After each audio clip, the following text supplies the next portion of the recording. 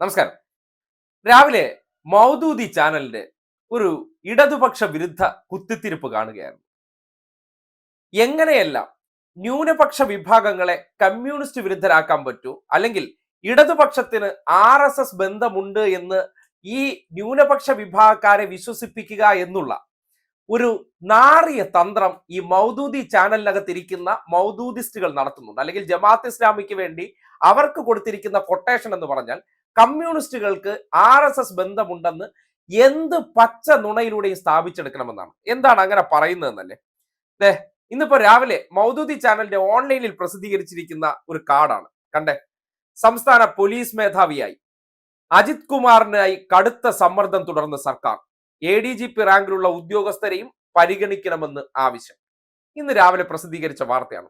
ഇതിനോടൊപ്പം തന്നെ അവർ ഓൺലൈനിൽ കൊടുത്തിട്ടുണ്ട് കുറച്ച് വാർത്ത, അതുകൂടി നിങ്ങൾ കേൾക്കണം.